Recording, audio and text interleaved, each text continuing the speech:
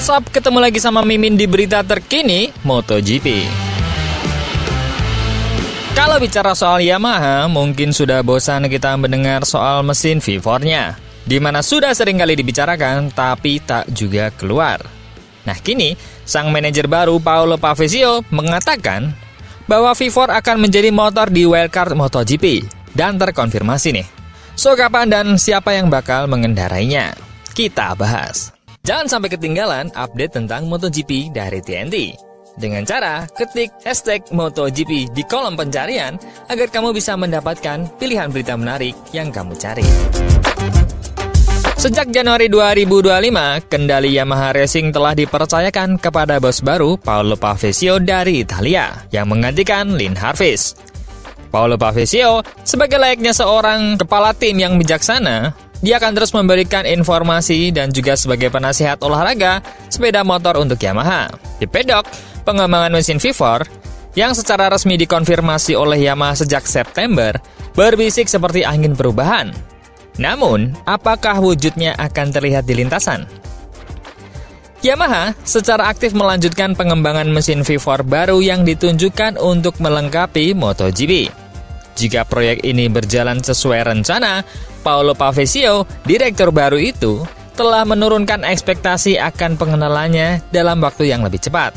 Pavesio menekankan, proyek ini bukan hanya soal mesin, tetapi tentang sepeda secara keseluruhan, yang bersaing dengan konfigurasi saat ini. Kami berada dalam proses yang kompetitif, bukan karena proyek rangkaian dengan tahapan atau tenggat waktu. Dia menambahkan di Speedweek, pada suatu titik, mesin V4 Yamaha nanti akan menghancurkan karir dari motor inline 4 yang dimiliki Yamaha saat ini. Tapi ini menarik. Di satu sisi, sepeda motor yang ada sekarang sedang mencoba mengejar kompetitornya dengan konfigurasinya yang sedang berada dalam progres penyempurnaan. Dan proyek V4 berada di jalurnya sendiri. Untuk mencapai tujuan kami, kendali menjadi pusat pertimbangannya. Mereka adalah teknisi yang sama. Mereka harus memperhatikan segalanya. Mengenai kapan V4 ini akan diluncurkan di lintasan, Pavesio menjawab, semakin cepat, semakin baik. Yang dapat saya katakan adalah bahwa kami tentu saja tidak akan berpartisipasi dalam balapan penuh dengan menggunakan V4 sebagai tim balap reguler pada tahun 2025. Penggunaan wildcard diharapkan yang mungkin dapat dilakukan pada paruh kedua musim 2025. Kelonggaran memberikan kita kemungkinan dan merupakan hal yang baik untuk memiliki regulasi ini. Pada tahun 2025, pengemudi M1 resmi hanya dapat mencoba V4 selama sesi pengujian. Pembalap penguji Augusto Fernandez kemungkinan akan menjadi orang yang menggunakan Yamaha generasi baru itu dalam balapan MotoGP untuk pertama kalinya tahun ini. Wah, makin terang nih. Augusto Fernandez lah yang bakal balapan dengan V4 Yamaha pada saat wildcard nanti. Mimin penasaran sih sama bentuknya seperti apa nantinya. Ramping kayak Ducati, atau seperti Aprilia yang mirip sama Yamaha, atau malah compact seperti KTM. Sedangkan dari garasi pabrikan, Alex Rins mengatakan setelah hasil tahun kemarin yang tidak bisa dibilang menggembirakan, kini Alex Rins menemui motivasi yang membuatnya optimis. Alex Rins mengakhiri uji coba pramusim di Buriram dengan perasaan campur aduk. Meski dia telah meningkatkan dalam hal konsistensi dan feelingnya di atas Yamaha, tapi masih ada pekerjaan yang harus dilakukan untuk mencapai level terbaik. Rins menutup tes MotoGP di Buriram dengan sikap positif, meski dia tidak bersinar dalam hal waktu. Setelah hari-hari yang menjanjikan di Sepang, di mana dia membuat kemajuan yang nyata, pembalap Spanyol itu menghadapi lebih banyak kesulitan di Buriram. Dia menyelesaikan hari kedua dengan waktu ke-17, jauh dari 1:28.855 milik Marc Marquez, sang pemimpin tes. Meski demikian, Rins menyoroti kemajuan yang telah dibuat dalam hal mengendarai dan menyiapkan Yamaha M1, dan mengatakan dia merasa siap untuk memulai musim ini. Saya lebih dari puas. Bagi saya, akhir tes di Buriram adalah hari yang sangat baik. Saya dapat katakan bahwa kami telah melakukan pekerjaan dengan sangat baik. Kami telah mencoba banyak hal baru-baru ini dan dapat menggunakan hampir semuanya. Pengemudi berusia 29 tahun itu menekankan bahwa gaya mengemudinya jauh lebih halus, lebih konsisten, dan lebih aman dibandingkan tahun 2024. di mana dia sering melakukan kesalahan yang mengakibatkan crash. Inilah yang kami cari.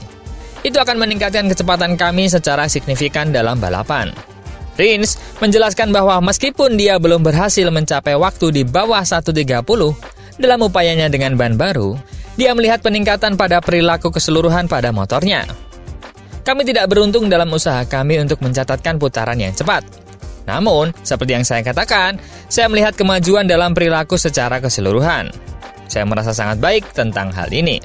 Lainnya, tidak seperti rekan setimnya Fabio Quartararo yang mengidentifikasi masalah dengan pengendalian M1 di bagian depan, khususnya untuk ban depan, Rins menunjuk masalah pada cengkraman bagian belakang.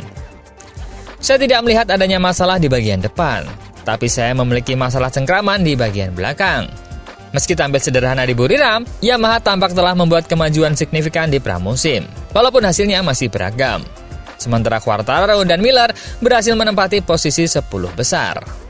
Rins dan Oliveira finish lebih jauh di belakang, di tengah peringkat. Meski demikian, Rins tetap optimis. Saya puas dengan pekerjaan yang dilakukan selama pramusim. Kami telah melakukan banyak hari bersepeda di sini, di Buriram, dan di Sepang.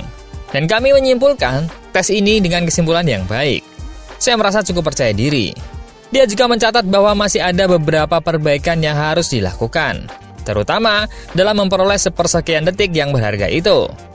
Tentu saja, kami harus terus bekerja keras untuk menemukan 0,3 hingga 0,4 detik guna meningkatkan waktu putaran kami. Tetapi, secara keseluruhan, saya cukup senang. Saya merasa siap untuk memulai musim. Dengan pramusim yang ditandai dengan kemajuan yang stabil dan gaya berkendaranya yang lebih konsisten, Rins siap menghadapi musim 2025 dengan percaya diri. Meskipun, dia tetap menyadari adanya peningkatan yang diperlukan untuk memperkecil jarak dengan yang terbaik. Sedangkan berita ketiga ada dari Pramac. Miguel Oliveira yang mengungkapkan mengapa dia kesulitan di tes Buriram. Oliveira mengakhiri uji coba pramusim di Buriram dengan perasaan campur aduk. Pembalap asal Portugal itu menyoroti kemajuan yang telah dicapai, terutama dalam hal pengaturan. Tetapi dia juga mengakui kesulitan yang dihadapinya dalam beradaptasi sepenuhnya dengan Yamaha. Pembalap tim Pramac Yamaha Miguel Oliveira menjalani tes pramusim MotoGP 2025 di Buriram. Meski dia finish di posisi paling belakang pada kedua hari pengujian, yaitu pada posisi ke-17 pada hari Rabu dan posisi ke-19 pada hari Kamis. Pembalap asal Portugal itu menunjukkan tanda-tanda perbaikan, terutama dalam hal stabilitas dan manajemen ban. Namun kesulitan tetap ada, terutama dalam hal pengereman, titik krusial untuk mendapatkan hasil maksimal dari Yamaha M1. Pada titik pengeremanlah saya mengalami kesulitan terbesar. Saya masih belum bisa memaksimalkan kemampuan sepeda saya pada level ini. Dibutuhkan waktu dan sepeda memerlukan teknik pengereman yang berbeda yang tidak dapat dipelajari dalam semalam. Pembalap asal Portugal itu menekankan bahwa sirkuit Buriram sangat menuntut dalam hal pengereman yang memperparah kesulitannya. Ini adalah lintasan paling ekstrim dalam hal titik pengereman. Tapi aku merasa aku telah membuat langkah maju yang baik. Saya juga hanya melakukan perburuan waktu. Biasanya kami masih bisa menggambar sesuatu, tapi kami akan menyimpannya untuk Grand Prix. Kami siap semaksimal mungkin untuk berkompetisi di sini.